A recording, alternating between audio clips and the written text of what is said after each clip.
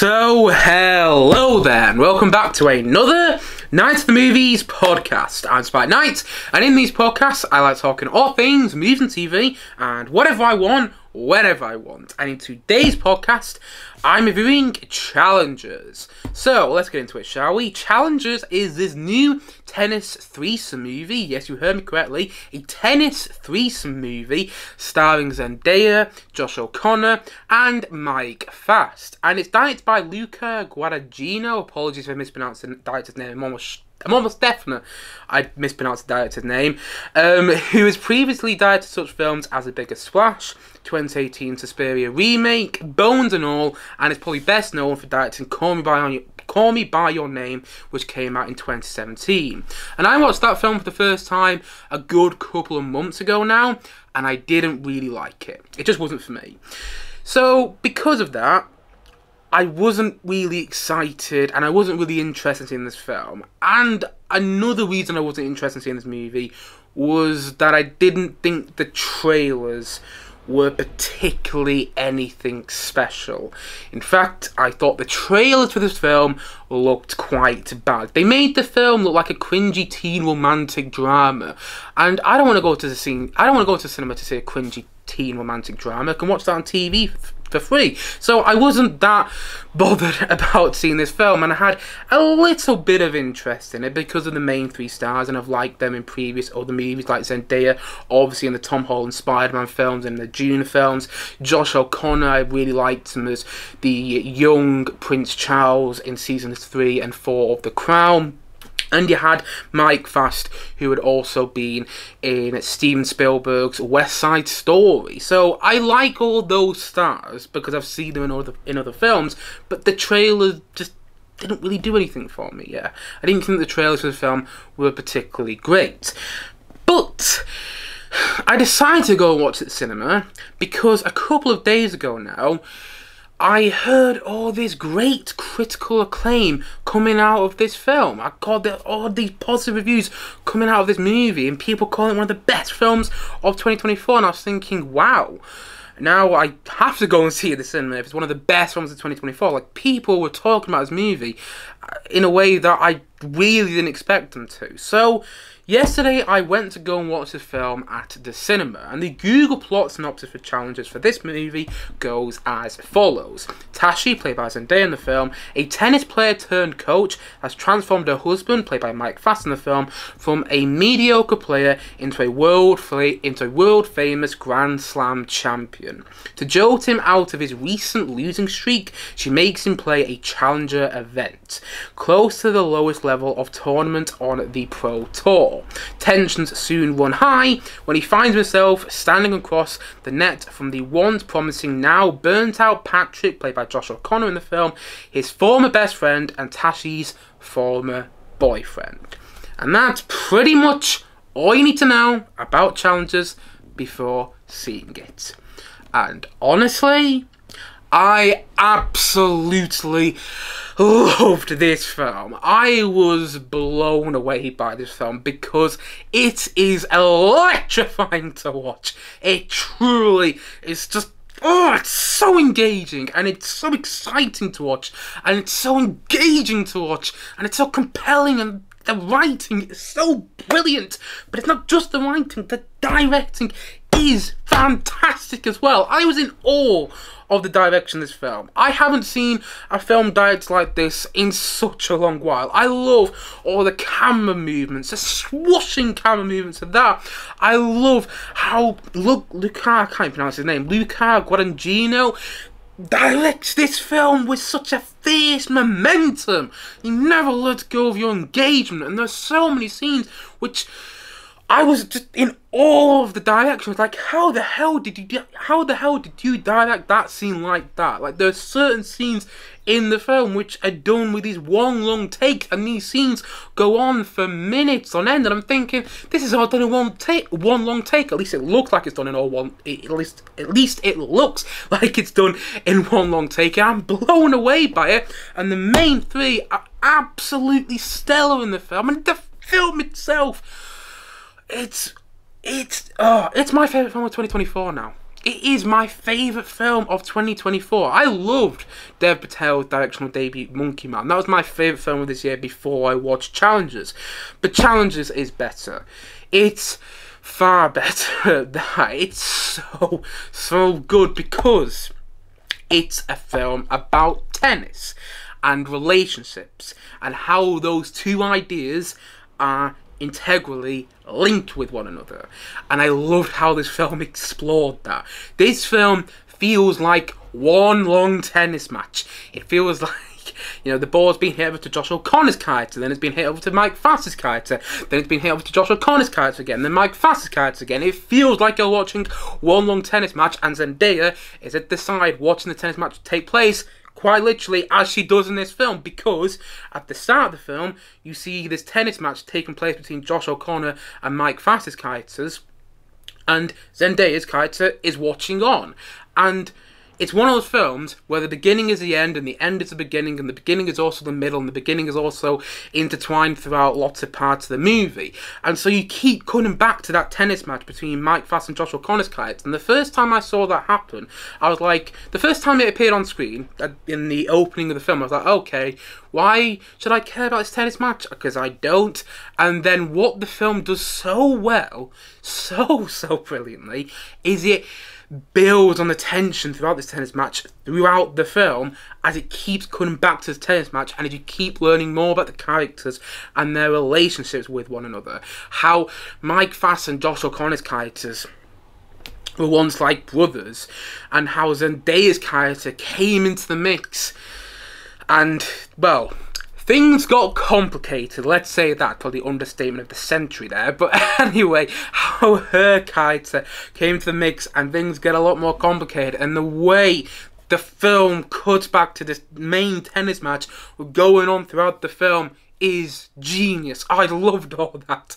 And the tennis in this film was believable as well, which shocked me, and I mean that in the best way possible, because that sounds like it's an easy thing to do. It sounds like an easy thing in a film to get to make the tennis believable, but it's not an easy thing though, because the reality is the actors in this film, the three main actors, are not world-class tennis players, and yet they're meant to be playing world-class tennis players in this film.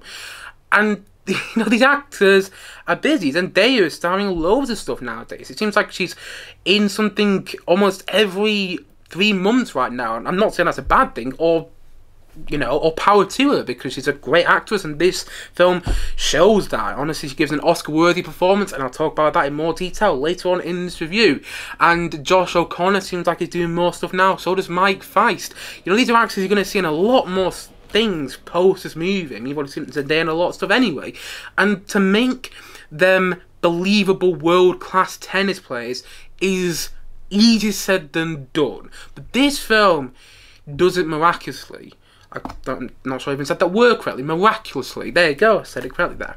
Yeah, this film, it blew me away with how authentic the tennis playing actually felt.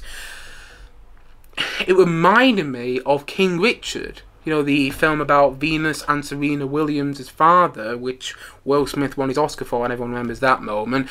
You know, it reminded me of that film, and how I watched that film for the first time a good couple of months ago, and I couldn't believe how real the tennis felt. In this film, the tennis feels even more real, and I really like that about it. And the reason I'm focusing on that so much is because if the tennis didn't feel real, so much of this film wouldn't work. If the tennis didn't feel authentic, if you didn't actually feel like you're watching tennis actually being played out, you would not believe in this movie whatsoever.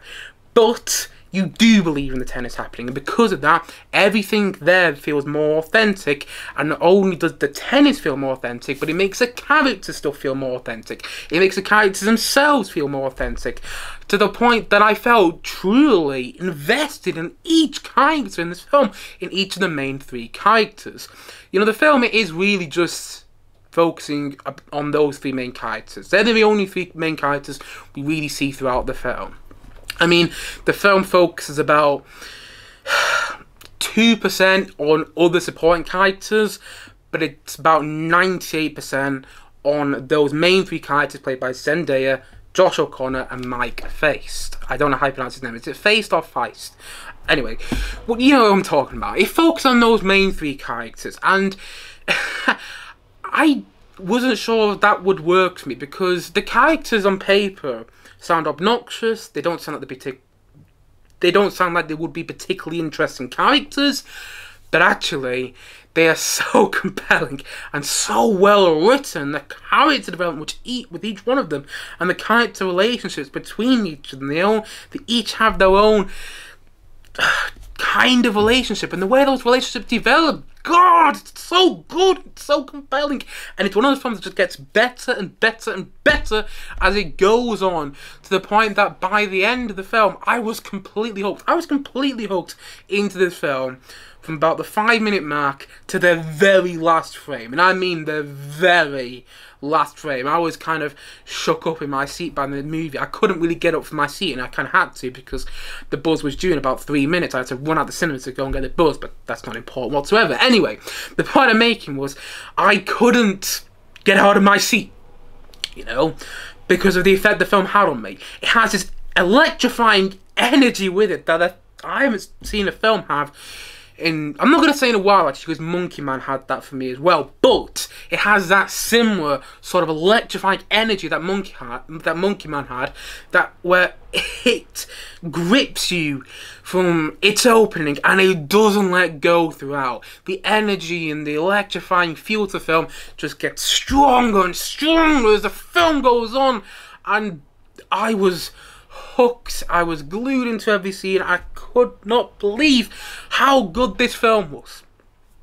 It feels like one long tennis match. It's not just a film about the relationships in the main three characters, but it also is, and it's also about tennis, and the way those ideas and the way they come together in this film is perfect. And I can see why the film might be a little jarring for some people. I mean, I'll be honest, it was a tad jarring for me because it jumps around a bit, but the way it all comes together is so satisfying, and it's so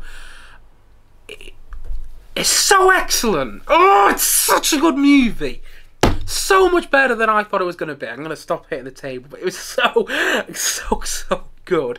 And the score by Trent Reznor and Atticus Ross sounds like the best of their music from films like The Social Network. I love the score and how it heightened emotions in so many scenes, and how it fits perfectly with the film.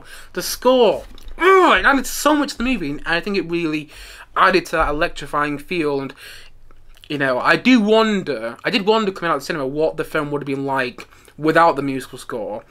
But at the same time, I don't think it's one of those movies where you can take the musical score out, because I do think the musical score is so integral. And I think the way the musical score marries up with the visuals, the directing, the editing, it all comes together, and it's satisfying on another level.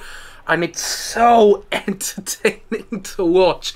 And I think a lot of that is down to the performances of the main three actors. Zendaya, as I've already mentioned, gives an Oscar-worthy performance. I would not be shocked if she gets nominated for an Oscar this year for her performance in this film. This is the best I've seen Zendaya. She is extraordinary in this film. The way she conveys emotions, the way in one scene she'll be this upbeat young tennis player, then the way in this next scene she'll be this person who is feeling like she is beginning to live her life out as a tennis player, or as a tennis coach, as I should say, if you follow my thinking. You know, the way she plays this character, there's so much to her, and there's so much to Zendaya's performance. I really didn't know that Zendaya could be this good of an actor, and I haven't seen Euphoria, you know, so I don't know what she's like in that, and I know she's won Emmys for her performance in that show, so maybe she's even better in that show, maybe she's just as good in that series. But the thing is, I haven't seen a performance in this series, so this was kind of an eye-opener for me, because she's good in movies I've previously seen her in, whether it's the Tom Holland Spider-Man movies, The Greatest Showman, the Dune films. She's good in those films. I'm not saying she isn't, but here she's on another level. There's this fierce nature of a performance. every time Zendaya's on screen, she commands your attention. It really is a performance which is Oscar worthy, and I would nominate her for an Oscar, you know, next year. Regardless of who gets nominated for an Oscar throughout the rest of the year, I think Zendaya should be up there. Regardless of who gets, you know, talked about being nominated for the Oscars for the rest of the year, should I say, Zendaya should definitely be in the talk for Oscar nominations, because, I mean, yeah, she is incredible in this film. Josh O'Connor is also incredible, giving off the performance of this, like, teenager who's, well, he's an adult, but he's still got the mind of a teenager. He still acts like a teenager, and he's obnoxious, and he's not a particularly nice character, but that's also what makes him so compelling. And Josh O'Connor plays him so well, you know, it's hard to think that... there was one point in the film I was like, oh my god, that guy... Because I was so taken aback by performance. There was one point in the film I was like, oh my god, that guy played Prince Charles in seasons 3 and 4 of The Crown, and his performance in that show is so different than his performance in this film, and I mean that in the best way. Yeah, he is extraordinary in this film as well, and so is Mike Feist. I was about to say they are all stars in the making, but Zendaya is already a star. She's an actress. What am I trying to say here? I'm 100% certain on this now. She is an actor that within the next couple of years, that by the end of this decade, mark my words, she'll win an Academy Award. Maybe not for her acting, because she's also producing now, and she's produced on this film. I bet she's very proud of it, I would be. But I reckon she'll win an Academy Award by the end of this decade. Mark my words. I may be wrong, but I really think there's this thing about her where, especially after seeing her in this film, I'm like, yeah, she has the power to get an Academy Award. And she has the power to deserve an Academy Award as well. Because not everybody wins an Academy Award that deserves it. Glenn Close has never won an Academy Award. But still, you understand the point I'm making. She is... This film, yeah, it changed my opinion on Zendaya as an actor. She's not just what I thought she was before. I thought she was a good actor before. This made me think, no, she's not just a good actor. She's not just a good actor. She's a fucking fantastic actor. And Josh O'Connor and Mike Feist, their performances in the film are star performances in the making. I mean, they've been in things before, like Mike Feist in West Side Story and Steven Spielberg's West Side Story is one of the best parts of that film. But he's so brilliant as the quote-unquote third wheel to the threesome that we follow in this film. And yet even so he's the quote-unquote third wheel, he is very important at the same time. And the way he plays his character, who sort of knows he's a third wheel, but also isn't entirely sure. Oh, so compelling at the main three performances. I'm telling you now, if they didn't work, and if they didn't work together, because there's this electrifying chemistry between the main three performances whenever they are on screen together. If they didn't work, then I'm telling you now, the film wouldn't have worked. But the relationship between each one of these characters works perfectly to serve the narrative of the film. Another thing I really loved about this film was the sound design. I mean, the sound design is... it's so on point. Like, I don't know what came out of my...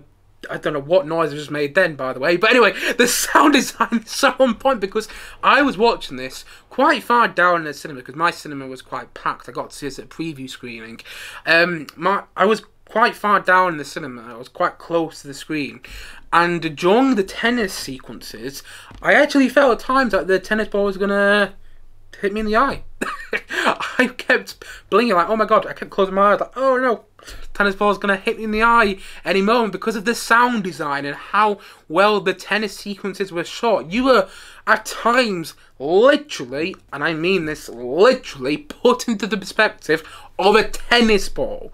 And for some people that might not work, but I loved that.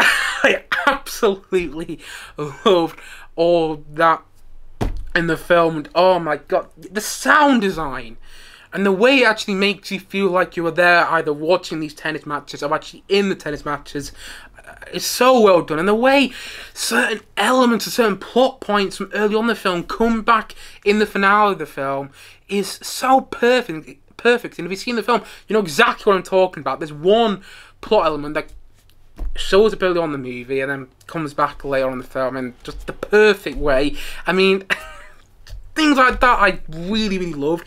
And yes, there are sex scenes in this film, and sometimes sex scenes in the movies, well, you know, can feel unnecessary. But the sex scenes in this film have so much tension behind them. And the sex scenes are also so well shot. They're not just... It doesn't feel like the cameraman or the director is just indulging himself in the love-making. No, the sex scenes are integral to the narrative of the story. Incredibly integral. You know, the narrative of the film, should I say. They're incredibly integral to this film. They're so well shot as well. These are some of the best shot sex scenes I've seen in a movie, period.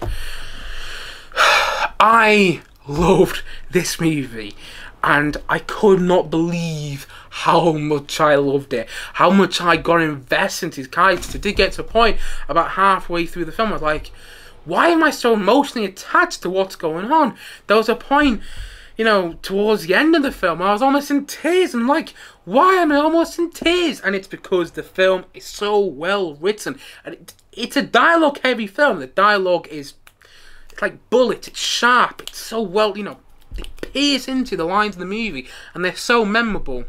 Particularly this conversation Zendaya's character has with Josh O'Connor and Mike Fass's character early on in the movie, where she's talking about how tennis is a relationship between... Well, it's a relationship. The way she talks about that in the movie is one of the best written pieces of dialogue in the movie as a whole. But the whole movie is very well written. The dialogue is very well written as well. But it's not just about the dialogue. This movie also has a lot of show, don't tell. There's a lot of moments where it's showing you things and showing you certain emotions between the characters, but not telling you the emotions. And I love when films use the show, don't tell kind of storytelling, because sometimes modern blockbusters, even modern blockbusters I enjoy, feel like they're spoon-feeding their audience in order so the audience can understand what's going on. But this film doesn't do that. This film has a lot of show, don't tell, just the way certain sequences are shot, the facial expressions of actors in a scene, the way a character might act in a scene. It's a whole thing of show, don't tell, and you can learn a lot about the characters in this film through the way certain scenes are directed, framed, and crafted, and I'm trying to think what staged, that's the other word I'm trying to get to. Yeah, the way so many scenes are staged, crafted, and directed says a lot, and acted as well, says a lot about the relationships. Yeah. I loved this movie. Absolutely loved it. And I thought it was so entertaining, so electrifying to watch, and truly one of the best films I've seen in a long while. I mean, 3 stellar performances, just this direction full of energy, and I mean, I could go on and on and on, and I have already, but you get the point. I love this movie, and the more I think about it, the more I love it. And so, all in all, I'm going to say that challenges, you know what, I'm going to go for it. I'm going to give this film a 10 out of 10.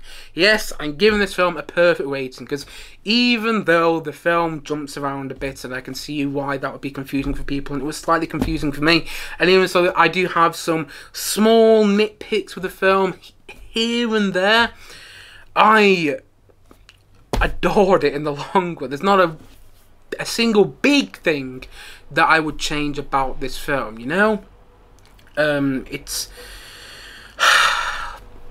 such a great movie, and I love when the film surprises me as well, because as I said, I wasn't excited to see this film at all. I wasn't really that interested in seeing this film, but it ended up being my new favourite film of 2024 thus far, and we're getting close to, you know, we're not too far halfway through the year now, and I think this is it's going to be a tough film to beat on my top 10 list.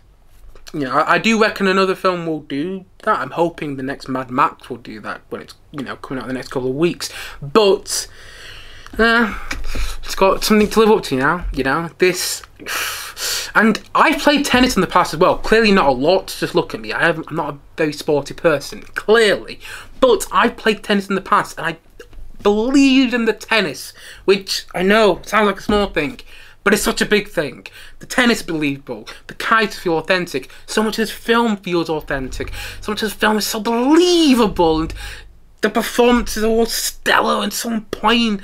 Zendaya gives an Oscar-worthy performance, and the film feels like one long tennis match, and I mean that in the best way possible. I love the editing, I love the way the film is structured, and I love how the film keeps you on your toes, questioning who's going to come out on the top. And the way this film ends, initially, I didn't love the end of the film, but the more I think about the end, the more I absolutely adore it. And the more I absolutely adore this film. I am shocked by how much I love it. But I'm so happy that I do. And so, all in all, as I've already said, and as I'm going to say once more in this review, Challengers is a 10 out of 10 from me.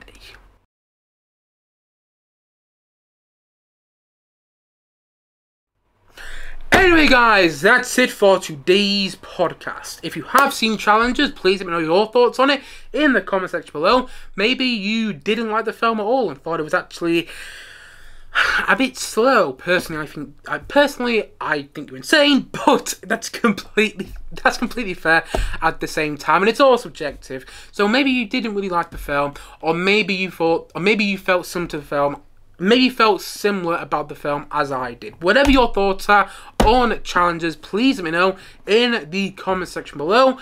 And as always, thank you for watching or listening to this podcast. And if you didn't know already and you've been watching this podcast on YouTube, you should know that you can you should know that you can listen to this podcast on Spotify, and that's Night of the Movies on that platform. And if you have been listening to this podcast on Spotify, thank you to my Spotify listeners, and you should know that you can also check out this podcast visually on my YouTube channel at Night of the Movies on that platform as well. Wherever you have been watching or listening to this podcast, don't forget to like and subscribe if you enjoyed the podcast, of course, and look forward to many more podcasts coming very, very soon on this channel. As I already said, thank you so much for watching or listening to this podcast. And I suppose this is it. So I will see you guys again soon. But bye for now. Bye.